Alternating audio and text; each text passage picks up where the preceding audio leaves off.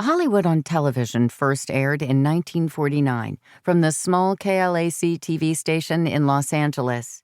At age 27, Betty's official television career had begun. The show aired live 5 days a week for 5 hours a day. Jarvis and Betty sat behind a desk.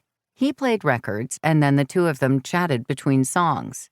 Within the week, letters poured in from fans who said they liked the conversation more than the music. So in the second week, they got rid of the records and filled the 5 hours discussing both silly and serious topics, sometimes with the help of special guests. Betty delighted audiences so much that by the third week, the network added more time to the weekday shows and even added a show on Saturdays. Betty didn't mind the hard work of filming a live broadcast every day. She liked not having a script, making up things on the spot, and meeting interesting people. She also liked performing commercials, usually about 50 in each show. Every day was a thrill, and a chance to make mistakes, too. Often, the cast had so much fun that they got the giggles. The show had expanded to include a sports report, music, and other features. The network added an evening show to showcase new entertainers and another show focused on Betty giving advice. Bandit even came along. After about 2 years, Al Jarvis moved on to a new job.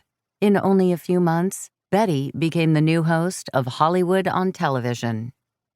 Meanwhile, Betty's husband, Lane, wished she would work less and be home more. They divorced, and she moved back home with her parents, Bandit, her new dog Stormy, and her parents' dog, Dancer. Betty was becoming famous.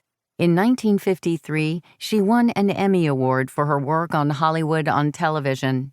These awards, which started in 1949, were given to actors, directors, writers, and other people who work in television in the Los Angeles area.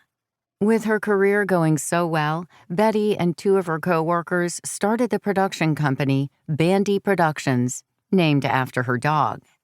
Their first project was a new show called Life with Elizabeth, a comedy about Elizabeth, played by Betty, and her husband, Alvin. The half-hour shows were filled with short scenes of the couple dealing with funny situations, with titles like Late for a Party, Ping Pong, and Everything Goes Wrong. She worked harder than she ever had before. She hosted Hollywood on Television all week and then rehearsed Life with Elizabeth on Friday nights. After Saturday's Hollywood on Television show, she fit in one more Life with Elizabeth rehearsal before performing the broadcast live at the Music Hall Theater in Beverly Hills on Saturday nights. Sunday was her only day off, but the hard work was worth it. Not only was she an entertaining actress, but she was Life with Elizabeth's producer. The director of the show, Betty Turbeville, was also a woman. Not many women held such important positions in Hollywood at the time. Hollywood on Television and Life with Elizabeth ended, and a big national network had noticed Betty. The executives at NBC were charmed by her personality and wanted her to host her own variety show. Everything at a national network was new for her: hair, makeup, and wardrobe assistants, and her own dressing room.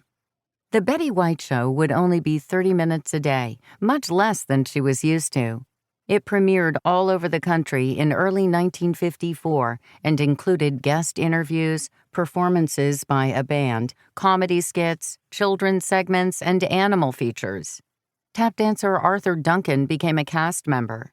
Some stations in the southern United States told NBC they would no longer broadcast the Betty White Show if they didn't remove Arthur because he was black. Betty was shocked and angry. She refused to fire Arthur and said, "Live with it." She then featured him on the show even more often. The Betty White Show lasted to the end of that year, and at the very beginning of the next, Betty hosted the 1955 Rose Parade on New Year's Day in Pasadena, California. She went on to host the parade for 20 more years. Also in that year, she served as the honorary mayor of Hollywood. It was an unofficial position voted on by fans. Betty had grown up in Los Angeles and become a celebrity there. Soon, the rising star would cross the United States to see what acting jobs New York City had to offer.